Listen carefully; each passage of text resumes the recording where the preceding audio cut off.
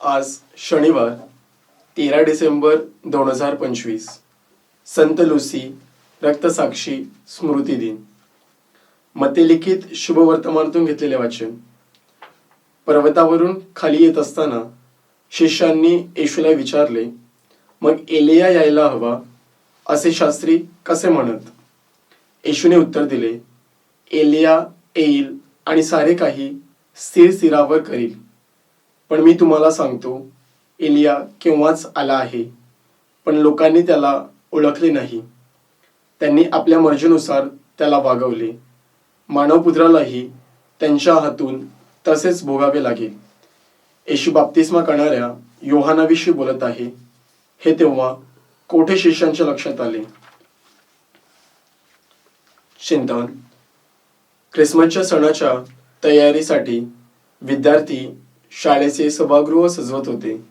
सभागृहात क्रुसावरील येशूची इमाज त्यांना ख्रिसमससाठी योग्य वाटत नसल्यामुळे भिंतीवरून काढून टाकण्याचा विचार करत होते. त्यावेळी त्यांचे प्रिन्सिपल सभागृहात आले. तेव्हा फादरांनी विद्यार्थ्यांना क्रुसिफिक्स भिंतीवर राहू देण्याची विनंती केली. ते म्हणाले, शेवटी क्रुसावर बलिदान देण्यासाठीच येशू ख्रिस्ताचा जन्म झाला. आपला एखादा नातेवाईक मरण पावल्यावर हसणे आपणास अयोग्य वाटते. ख्रिसमस काळात दुःख सहन आणि मृत्यूबद्दल बोलणे आपल्याला अयोग्य वाटते. परंतु आपण हे लक्षात ठेवूया की येशूच्या जन्मापासून आपण क्रूस वेगळा करू शकत नाही. हे अपमानाचे लक्षण नसून गौरवाचे लक्षण आहे. येशूचा जन्म आपल्याला वाईटापासून सोडविण्यासाठी झाला. आजच्या शुभवर्तमानाचा उतारा या 3 महान संदेशांबद्दल बोलतो.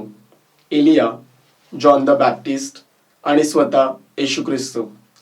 या तिघांना माहीत होते की त्यांना देवाने देवाविषयी बोलण्यासाठी, उभे राहून देवाच्या सत्याबद्दल सांगण्यासाठी पाठवले होते. ते खरे बोलतात म्हणून त्यांचे काय होईल याची त्यांना भीती वाटत नाही. परंतु लोकांनी त्यांचा संदेश ऐकण्यास नकार दिला. त्यांनी त्यांची चेष्टा केली, टीका केली आणि त्यांना नाकारले. आणि हे 3 संदेष्टे लहान वयातच मरण पावले.